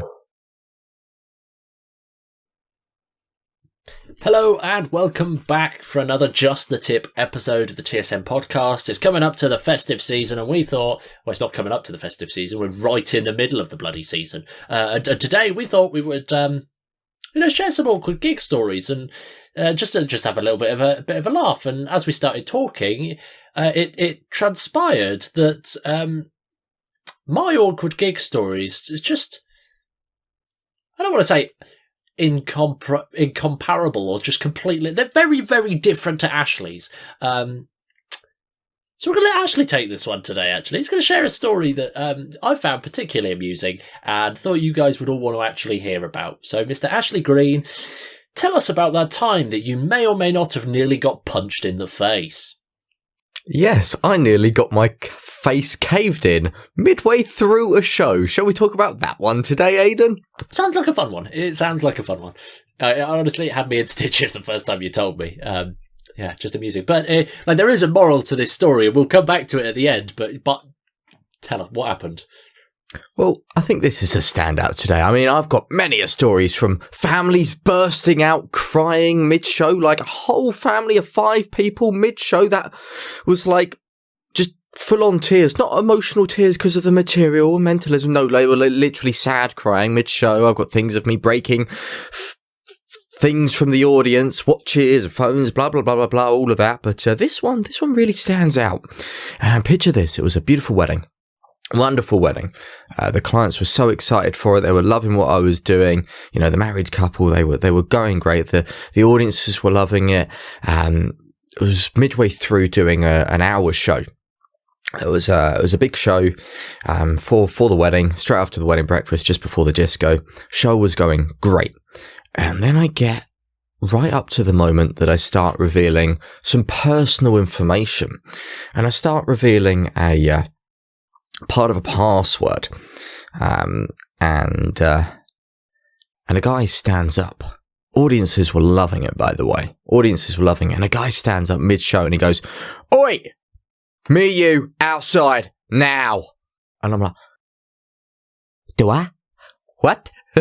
He's like, "Outside, now, I'm having a word with you." Bearing in mind, this guy has taken the moment to stand up mid-show, and the room went silent as this guy was just challenging me and saying, "Outside, we're having a word now." And I'm like, "Can it wait till after?" And he's like, "We're going nah."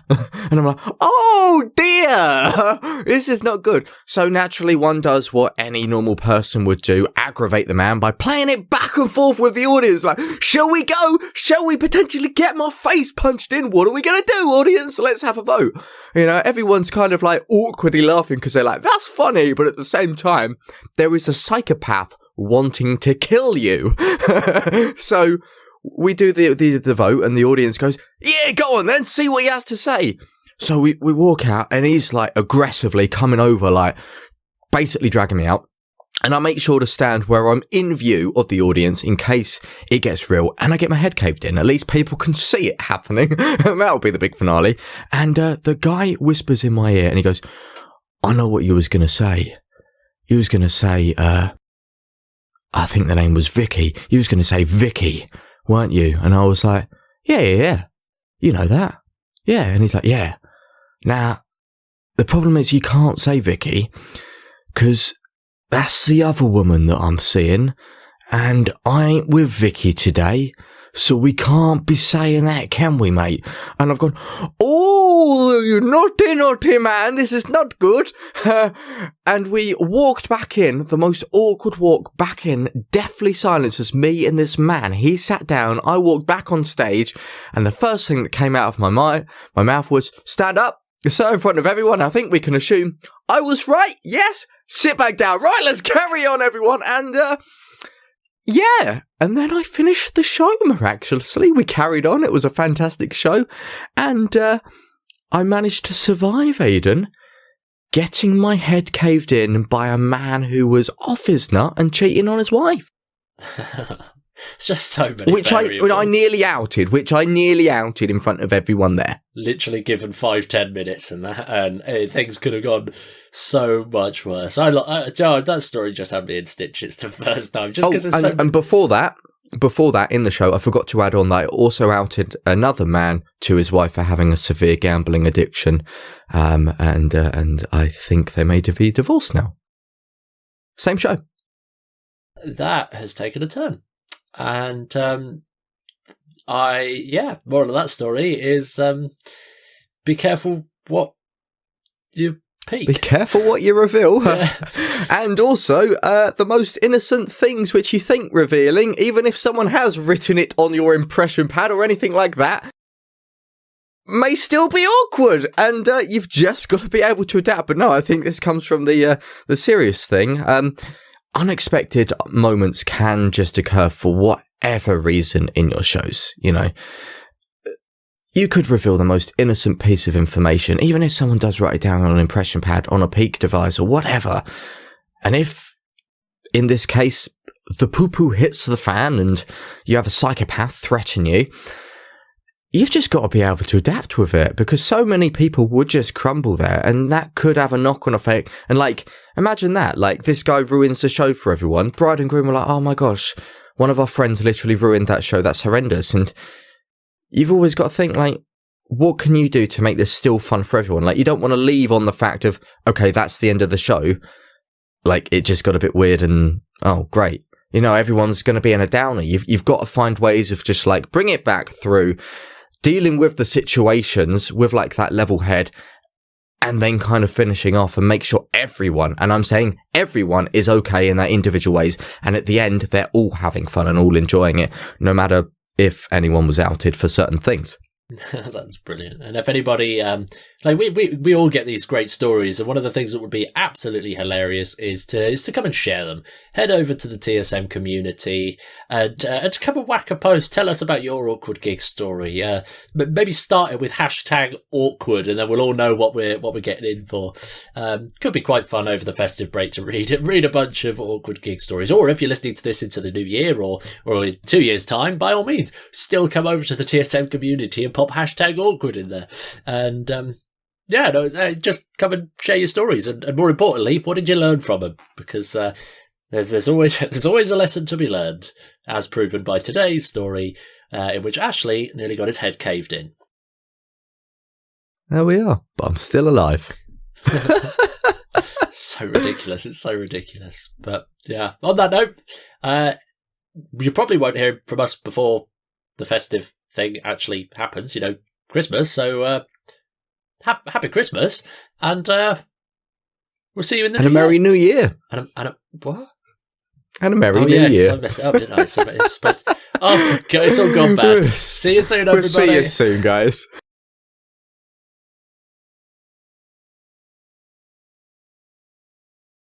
For all of you wonderful people all over the world in the 103 countries as of recording this today, for all of the people in South Korea, the Yemen, in the Himalayas, out in Kuwait, in Greece, in Japan, over in the UK and America and Pennsylvania, and the list literally goes on, and all you wonderful countries. The people listening, thank you so much. You have absolutely made this year absolutely incredible, and from TSM, we want to wish you all of the success in 2022. So with that said, come on, Happy New Year, guys. It's been such an eventful year for us personally, professionally, and as TSM. I feel like I know we say this, but since we started back in, I can't believe we started 2019. We started in 2019, or was it 2020? 2020. Mate, he's a year behind. This is the joys of the famous year of 2020. It just becomes a blur. It just becomes a blur. No one realised that year happening. It went straight from 2019 to 2021. And Aiden's there. He's one of those people that just...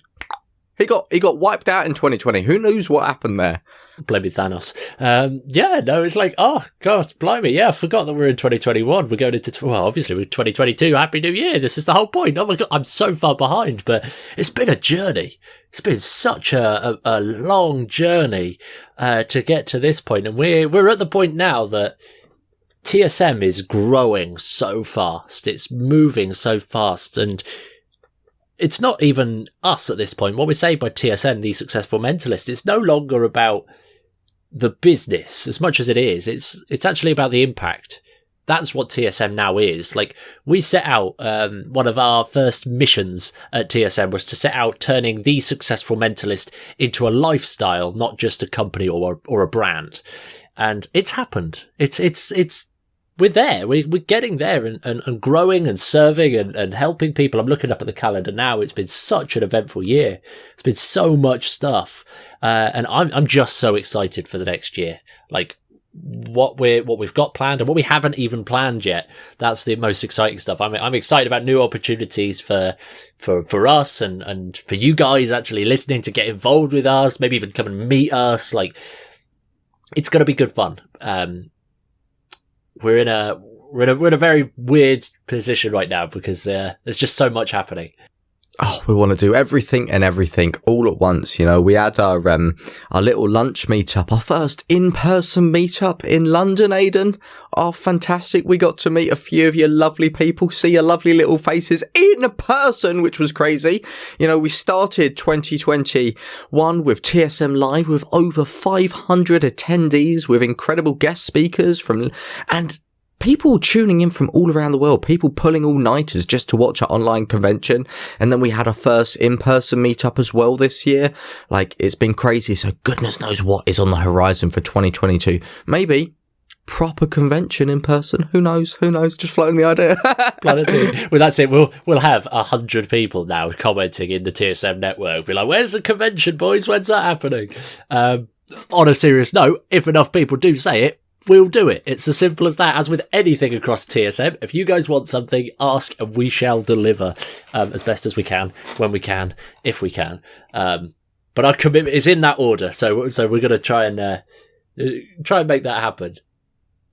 100%, 100%. But no, it really is just a thank you from us to you for one, you know, tuning in, listening, and also sharing these episodes with your friends, you know, sharing the information. Our main mission, as you know, we've said it enough times by now, but to repeat it really is to improve the quality of life for all magicians over the world. And we couldn't do this without you wonderful people sharing the advice that we're sharing, teaching other people with the information, you know, and bringing people into our world as well. You guys absolutely rock, and we're looking forward to all of the wonderful things that next year has, you know, and what's going to come and how we're going to be brought together even more, and this community is just going to build and build and build.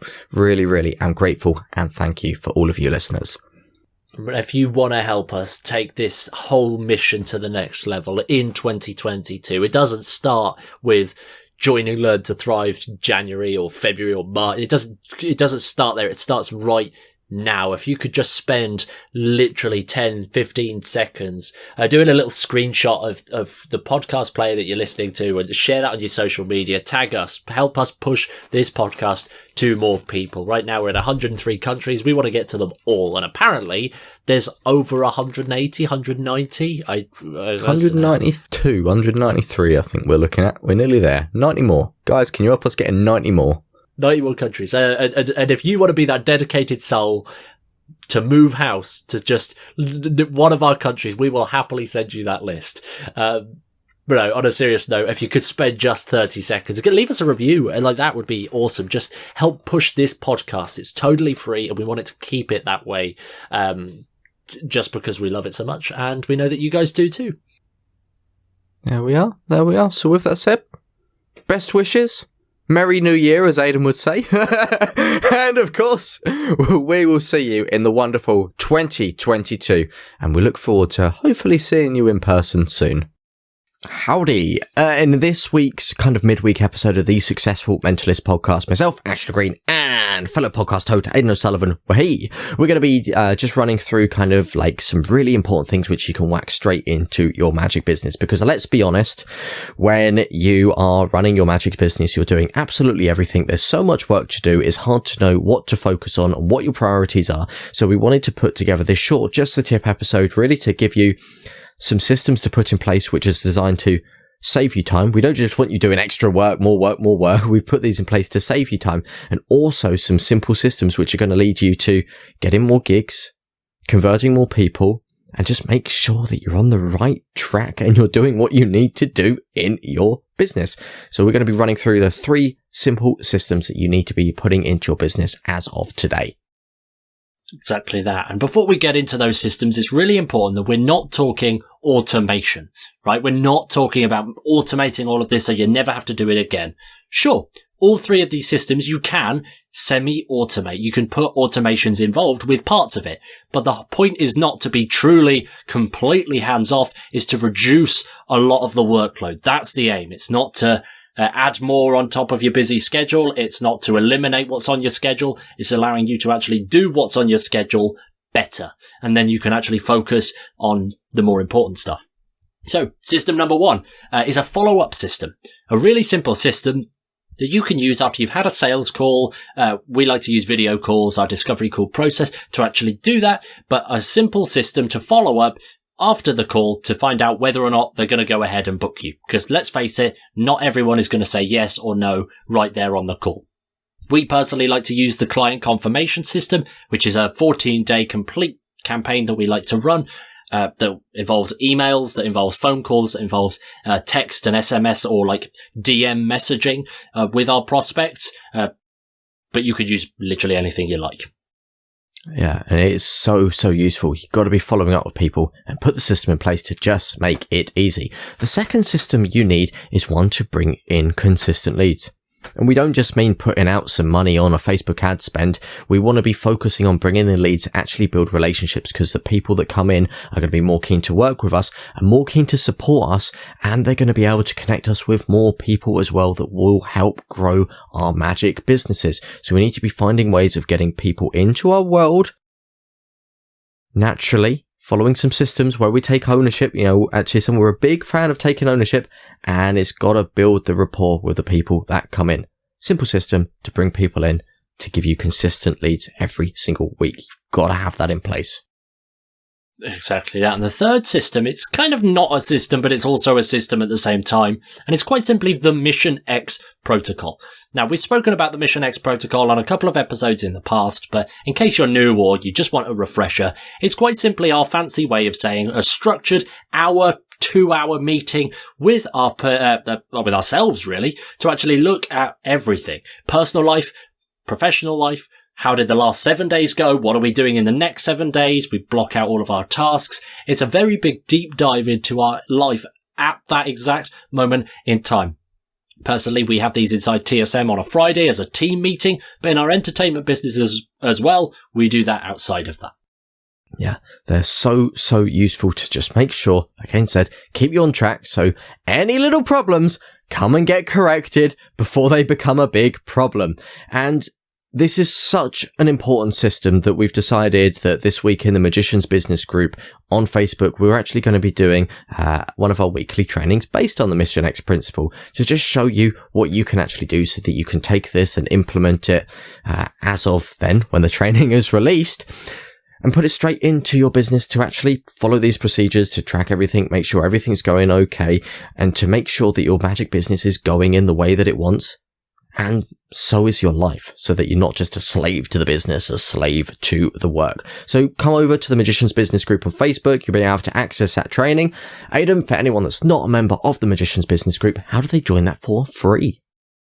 Well, you could just head over to Facebook and search in the search bar, The Magician's Business Group, and you'll see our faces in cartoon form. Come and join us in there. Or, if you're tech savvy, open up your browser and search for thesuccessfulmentalist.com/group, and the internet will take you straight to the group. If you're listening to it, this episode on the day that it launches, great. You've got a training coming tomorrow. If you're listening to it at any point in the future, come and join us in the group, but just search Mission X up in the search bar and you'll be able to go straight to all of the posts and the trainings about this.